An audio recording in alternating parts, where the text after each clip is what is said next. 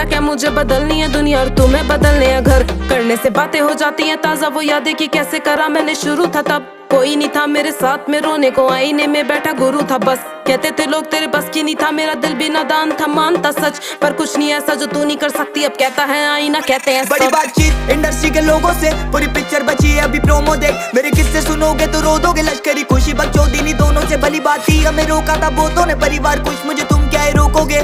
बिस्तर बना देंगे नोटों के अगर मेहनत को पैसों से तोलोगे। संगीत को सब किया समर्पित, लिखे दिल से गाने मेरे अमर गीत। बिगी पाक को सुन गया सफर बीत, मेरी बातें है रोनो मो कलर ग्रीट। मेरी माँ से पूछना मेरे बारे में, बाप से लड़ी वो बेटे को गाने दे साथ में खड़ी। मैं उसके सहारे से तो कैसे सोचा कि तूने हम मारेंगे। कितनी दफा मैं गिरा, कितनी दफा मैं उठा, कितनी दफा खुदा ने मुझको दुआ में सुना। कभी नहीं रुका झुका नहीं, कभी नहीं मुड़ा बुढ़ा मैं, कभी नहीं किसी के बारे कभी नहीं बोला बुरा मैं। डैम मेरी आंखों पे पट्टी बांध, मुझे देखना नहीं है करूँ अब की बात। हम दोनों